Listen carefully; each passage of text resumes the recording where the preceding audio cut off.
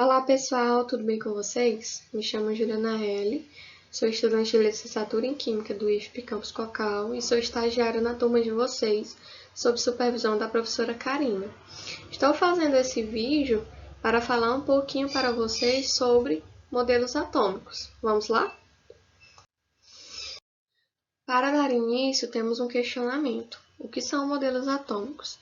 Bem, modelos atômicos são métodos ou formas que os cientistas encontraram ao longo do tempo para descrever a matéria, dizer como que o átomo era constituído e como que ele se dava.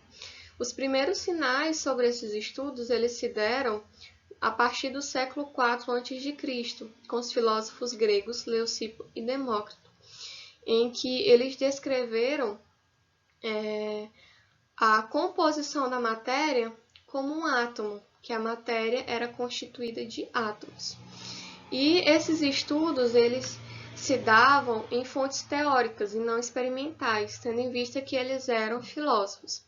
Eles acreditavam que se fosse possível dividir a matéria em pedaços cada vez mais pequenos, chegaríamos a um espaço tão pequeno que não poderia mais ser dividido.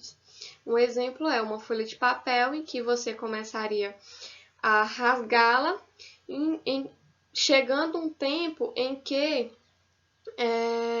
você não consegue mais rasgar aquele pedaço de papel. Então, essa definição que eles deram era com base nessas proposições teóricas, nessas proposições empíricas, né? Então, por isso que o átomo ele tem como significado indivisível, por conta justamente dessas definições dadas por Leucipo e Demócrito. Ao longo do tempo, os modelos atômicos foram sendo aperfeiçoados.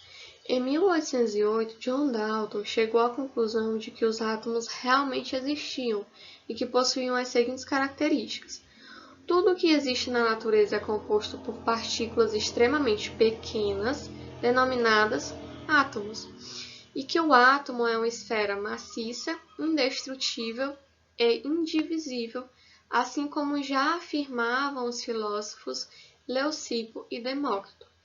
Além disso, o modelo atômico de Dalton ele também é definido como modelo da bola de bilhar.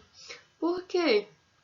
Porque as características se assemelham muito a uma bola de bilhar, em que já falam, né, que o átomo ele é maciço, esférico, ele é a menor parte da matéria, indestrutível e é indivisível. Então, a bola de bilhar ela tem certas características dessas. Então, por isso que o modelo atômico de Dalton ele foi correlacionado ao modelo da bola de bilhar, por conta dessas semelhanças.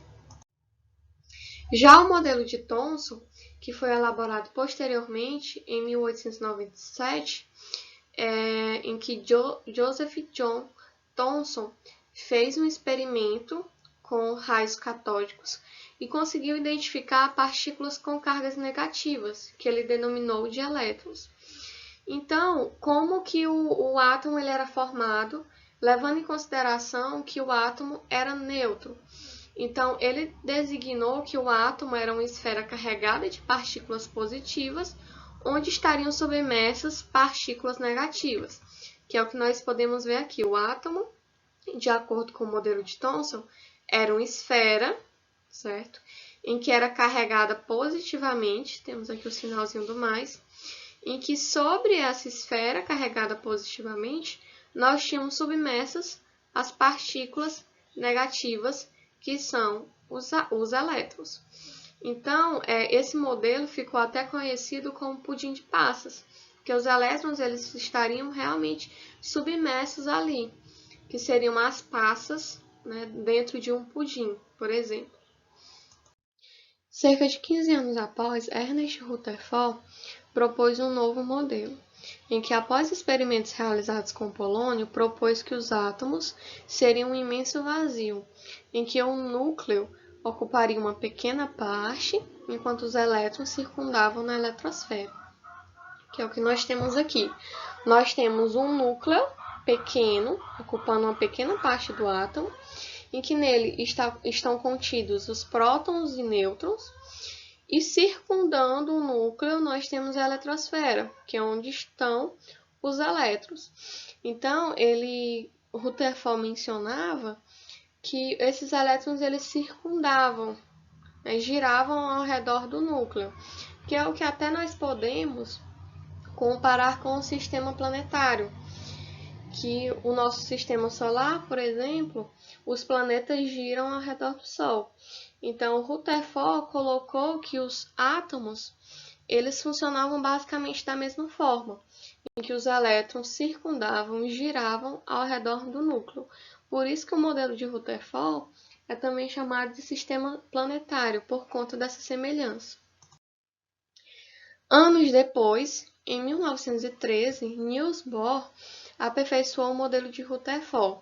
Então, por isso que o modelo é chamado de modelo de Rutherford-Bohr, porque Bohr aperfeiçoou o modelo de Rutherford, que foi o que eu mencionei anteriormente, em que Bohr ele propôs que a eletrosfera estava organizada em níveis e subníveis de energia.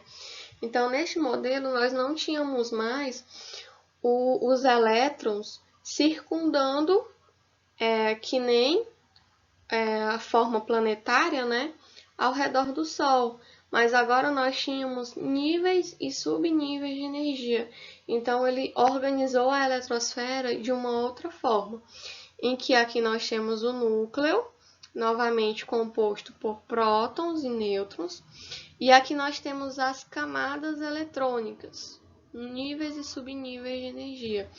Então, aqui nós temos uma camada, aqui nós temos outra camada, e aqui nós temos outra camada. Então, camada K, L e M, que são as exemplificadas.